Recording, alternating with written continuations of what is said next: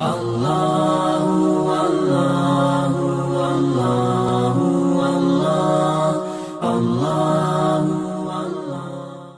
اللہ الرحمن الرحیم۔ ضعیف احادیث کا سلسلہ ہمارا چل رہا تھا، جس میں بہت ساری ضعیف احادیث جو عوام کے درمیان مشہور ہیں، یا بہت سارے ایسے واقعات جو سابقہ امتوں اور سابقہ انبیاء کرام علیہم الصلاۃ والسلام کی ذات سے متعلق واقعات ہیں، وہ ہم بیان کر رہے تھے۔ ایک اور روایت ہے جو ترمذی، ابو داؤد اور ابن ماجہ میں آئی ہے، اور مختلف کتب حدیث میں یہ روایت آئی ہے، اور وہ روایت یہ ہے: من اذن فہو یقیم، جو اذان دے گا وہی اقامت کہے گا۔ اس حدیث کا مطلب یہ ہوگا، معنی یہ بنے گا کہ جو مؤذن ہوتا ہے، جو اذان دیتا ہے، اقامت کہنا بھی اسی کا حق ہے۔ تو اس حدیث کا معنی یہ بنے گا کہ اگر اذان کسی اور نے دی تو اقامت دوسرا بندہ نہیں کہہ سکتا، جس نے اذان دی ہے وہی اقامت کہے گا۔ کیا یہ روایت درست ہے یا نہیں ہے؟ تو یاد رکھیے گا کہ امام ترمذی بھی اس روایت کو لے کر آئے گے، ابو داؤد بھی اس روایت کو لے کر آئے گے، امام ابو نعیم بھی اس روایت کو لے کر آئے گے، اور مختلف کتب حدیث میں یہ روایت موجود ضرور ہے، لیکن اس روایت کے راویوں میں ایک راوی آ رہا ہے، عبد الرحمن بن زیاد الافریقی۔ یہ راوی درست نہیں ہے۔ اس راوی کے بارے میں علماء کرام کو بہت سارے خدشات ہیں، اور اس کے حافظے کا معاملہ خراب تھا، یعنی اس کا حافظہ مضبوط نہیں تھا، جس کی وجہ سے علماء کرام اس کی روایت کو قبول نہیں کرتے ہیں۔ کبھی کبھی یہ باتوں کو خلط ملط کر دیا کرتا تھا، الفاظ آگے پیچھے ہو جایا کرتے تھے اس کے حافظے کی کمزوری کی وجہ سے۔ اس لیے اس روایت سے تو ہم استدلال کر کے یہ نہیں کہہ سکتے گے کہ جو اذان دے گا اقامت کہنا بھی اسی کا حق ہے۔ ایسا نہیں ہو سکتا کہ اذان کوئی اور دے، اقامت کوئی اور کہے۔ اس حدیث کی بنیاد پر ہم استدلال کر کے یہ بات نہیں کہہ سکتے ہیں، چونکہ یہ حدیث ضعیف ہے، اور ضعیف حدیث سے احکامات کا استنباط استدلال نہیں ہوا کرتا ہے۔ لہذا یہ ایک مسئلہ ہم یوں نہیں بنا سکتے ہیں کہ جو مؤذن ہے وہی اقامت بھی کہے گا، جس نے اذان دی ہے وہی اقامت کہے،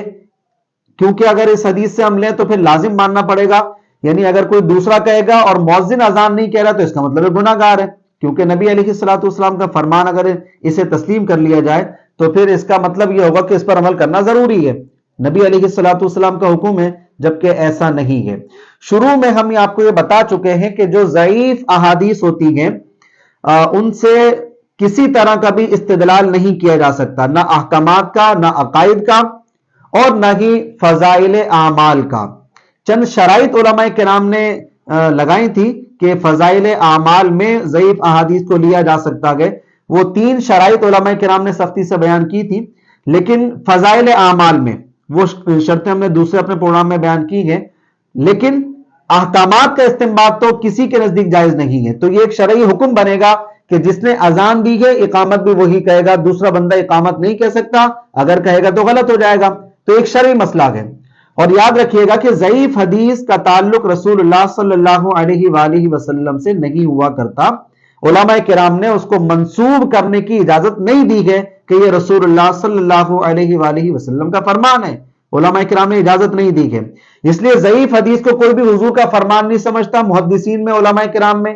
اور کوئی بھی نبی علیہ الصلوۃ والسلام کی طرف نسبت نہیں کرتا ہے کہ یہ نبی علیہ الصلوۃ والسلام کی طرف سے روایت آ رہی ہے، بلکہ ضعیف حدیث کو ہم صرف فضائل اعمال میں قابل قبول قرار دیتے ہیں، وہ بھی چند شرائط کے ساتھ، ورنہ احکامات کے معاملے میں تو اس کی بالکل اجازت نہیں ہوتی ہے۔ اس لیے یاد رکھیے گا کہ اس روایت کو لے کر ہم یہ استدلال نہیں کر سکتے کہ جو اذان دے گا وہی اقامت کہے گا، ہم یہ روایت سے استدلال نہیں کر سکتے، یہ استدلال بالکل غلط ہو جائے گا۔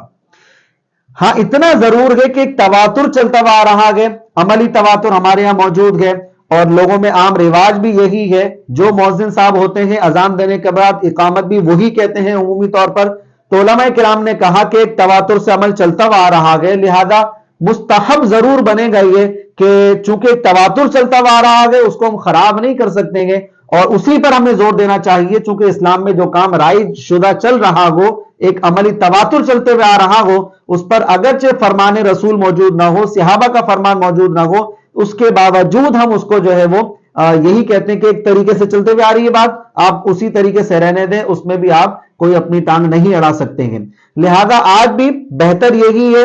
ہم پابند بھی اسی کا کریں گے، اور کہیں گے بھی یہی کہ جس نے اذان دی ہے اقامت بھی وہی کہے گا، یہ طریقہ کار بہتر ہوتا ہے۔ اور